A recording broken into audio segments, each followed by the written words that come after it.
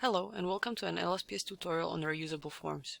In this tutorial we will discuss how to reuse forms and how to establish an interface between reusable forms.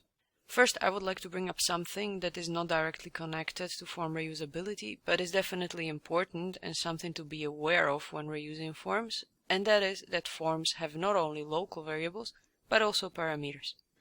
When you call a form, which looks like calling a function, you can feed it arguments. The form can then use these arguments to adapt its content accordingly. Let's now get back to the main topic. There is a very good chance that when designing forms you will want to use the same or similar patterns or combinations of components repeatedly. To prevent you from manually copy-pasting and adapting such patterns, the tool comes with a component called a reusable form. As mentioned in the tutorial on events and listeners, on runtime, the LSPS components are translated into a tree of Vaadin components. Usually, every LSPS component translates into one Vaadin component. However, reusable forms are translated into other forms, which are then injected into the form and become part of their parent form tree. This is all well and fine until we consider the following. We decide we want either the parent form to change depending on some action in the child form, or the child form to react to actions in the parent form. While we are designing the forms, they don't know anything about each other. So a listener of the child form cannot refresh a component in the parent form directly, since it cannot see it. To establish a channel of communication between such forms, we will define an interface for them. The interface will be defined primarily on the side of the reused form by the so-called container component. The component can define registration points. Registration points have then listeners of the parent form inserted into them, if you will, so the listeners of the parent form can process events from child forms. Public listeners represent listeners of the child form exposed to the parent form, so the child form can listen to and react to events on the parent form. Let's consider a form with multiple form components and with a reusable form component. To establish communication between the two, we will need an interface. If we want to distribute an event from its parent to its child, we will expose the child's public listener to the parent. If we want to distribute an event from the child to its parent, we will create a registration point so the parent can use this point for its listeners. Let's now define a parent form that will react to something that occurs in the child form and enhance it later so that the child form will react to something that occurs in the parent form. First, let's create a form we will use as our child form.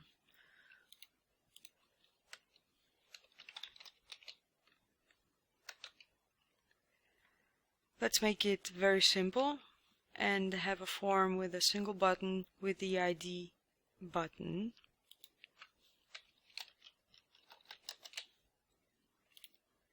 And the label child button.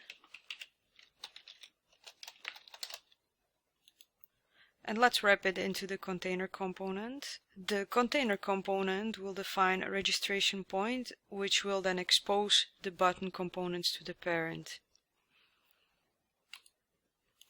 The parent can then inject, if you will, its listener into the registration point. Let's go to the container properties, the interface tab, and add a new registration point. Let's call it child click. And it will expose only the component button. And now let's create the parent form.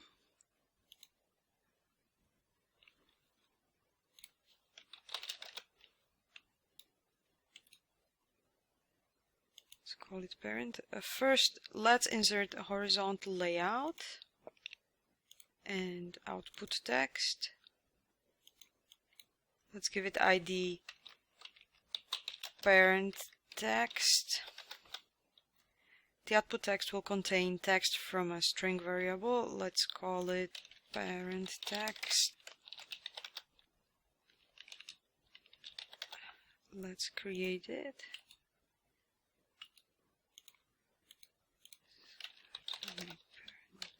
Text will be of type string, and its initial value, let's set it to No event yet. We will insert reusable form component available under the special components.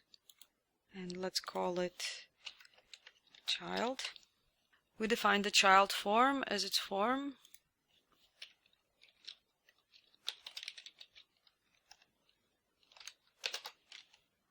And on the reusable form, we will create a listener that will be listening on our text button in the child via the registration point.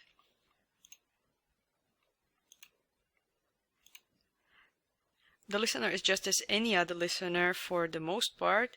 However, unlike, let's say, normal listeners, it defines its registration point since we have to tell it what to listen to on the reusable form. And our listener will listen to child click registration point.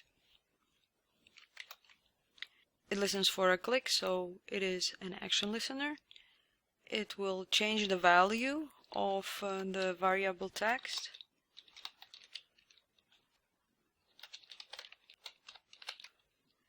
Let's say click from child received.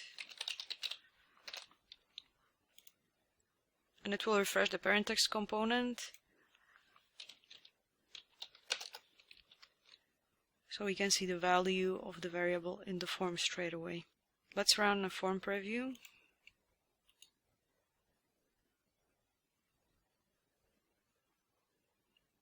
We can see that if we click the button, the variable value changes since it is updated as defined by the listener on our registration point.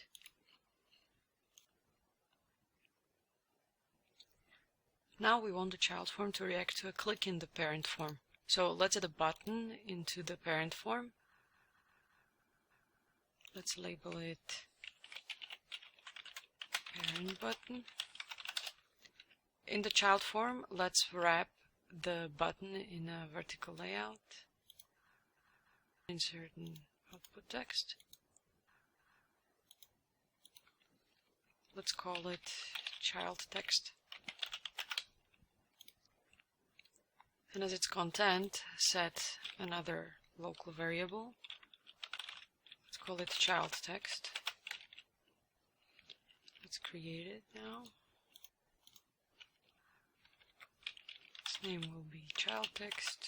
It will be of type string. And its initial value will be no event yet.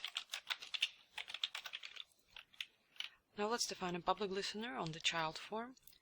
Open the container properties and interface and the type public listeners. Here we define the listener that will listen to the parents button. Let's call it child public listener.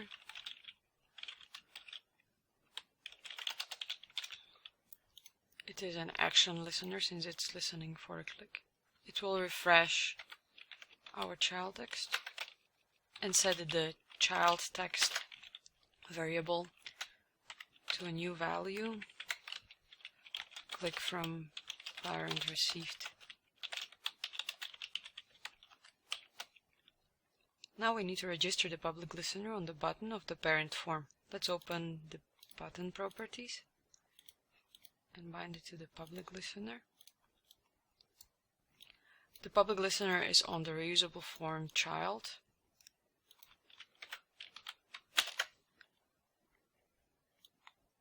And the public listener is called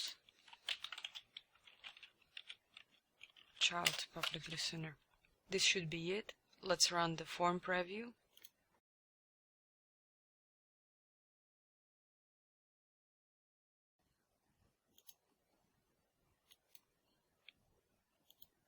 When we click the buttons, we see that the process works as we expected it to work. This was a tutorial on public listeners and registration points. Thank you very much for watching.